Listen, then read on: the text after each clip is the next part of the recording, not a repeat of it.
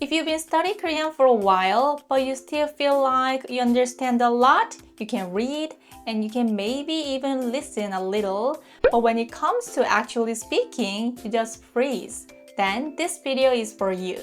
Because honestly, this is the stage where most learners get stuck. The reason is not because you're not studying enough. It's because you're not studying in a way that actually leads to speaking. So today, I'm going to show you 4 really realistic and practical ways to improve your Korean, especially as a beginner. These are things you can actually start doing today. First, I want to start writing a Korean journal.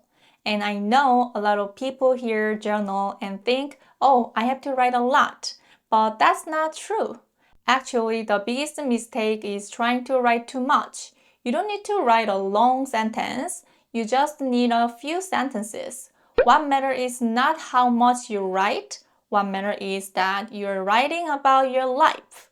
Because most learners are used to studying textbook sentences, but those sentences are not your sentences. You don't actually use them in real life. But when you write something like 오늘 커피를 마셨어요 or 친구를 만났어요, that's your life. That's something you could actually say.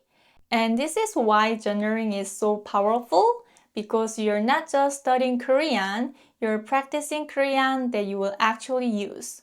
Another really important benefit is this.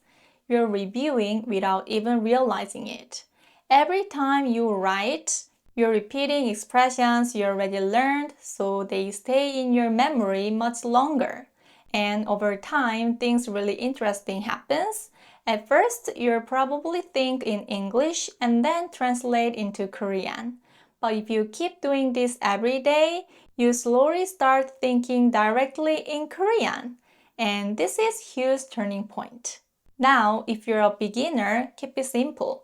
Just write maybe 3 to 10 sentences and use only what you already know.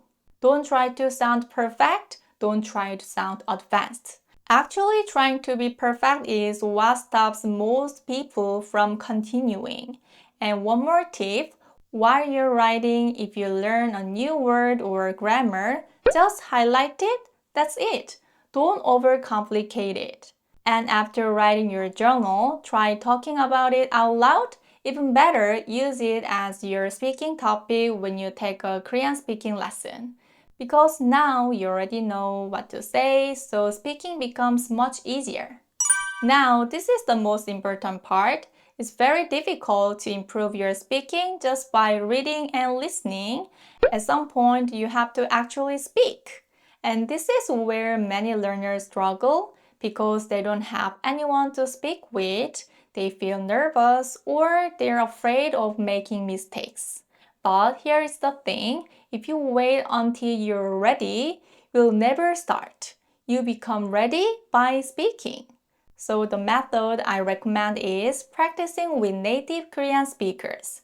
You're not just studying Korean, you're actually using it in real conversation. And one of the biggest advantages is that you get immediate feedback. If you say something unnatural or your pronunciation is off, you can fix it right away, and that prevents bad habits from building up. But if you don't actually live in Korea, it can be really difficult to find a native speaker who's willing to practice with you and guide you like this. That's why I recommend the platform called Itoki. For those of you who don't know about it, it's an online language learning platform where you can take one-on-one lessons with native tutors or professional teachers. I've been teaching Korean one-on-one on Itoki since 2021, and so far I worked with over 1,000 students and taught more than 10,000 lessons. And from my opinion, students who consistently practice speaking improve much faster in both listening and speaking. But for those of you who aren't sure how to use Itoki, I'll show you how to book a lesson and what a real class actually looks like. First, you go to the website and you will see that there are thousands of teachers from all over the world and over 150 languages of your choice.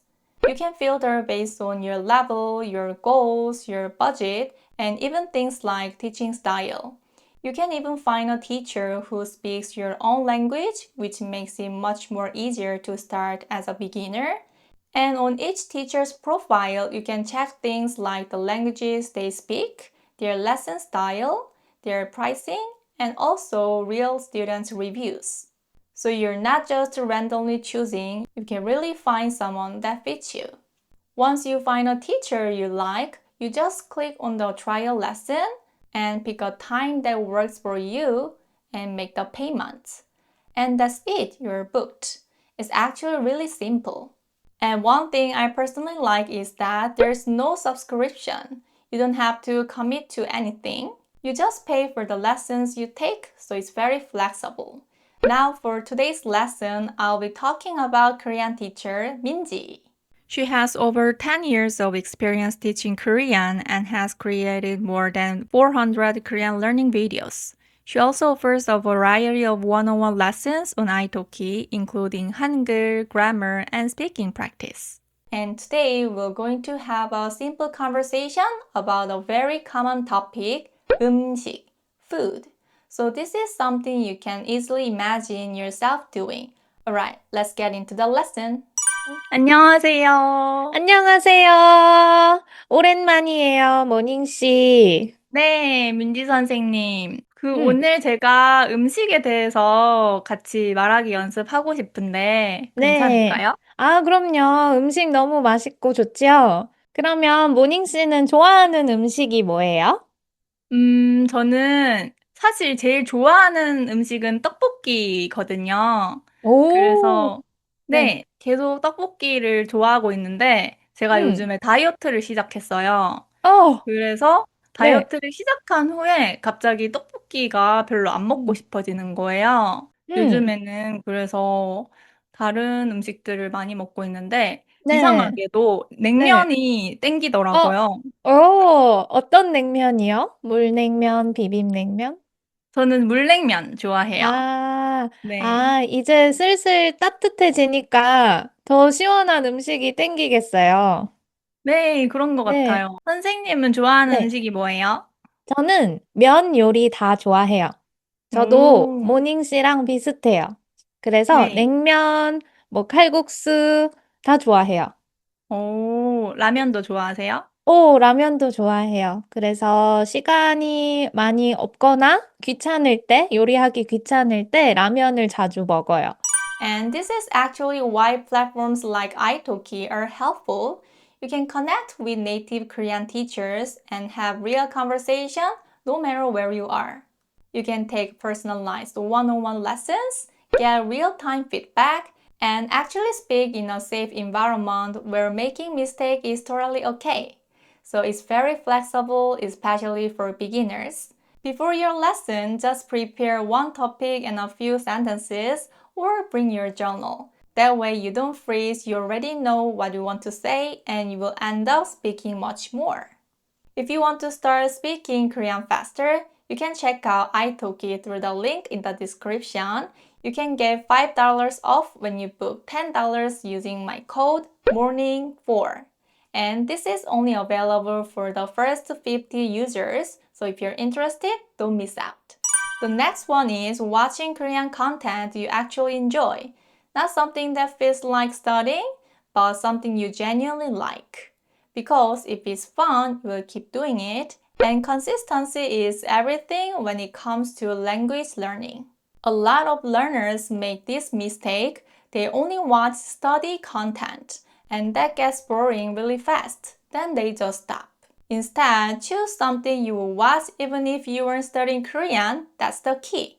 Now about the level, don't choose something too easy and don't choose something too hard. A good level is when you understand about 50 to 70%, so you're still challenges but not too overwhelmed.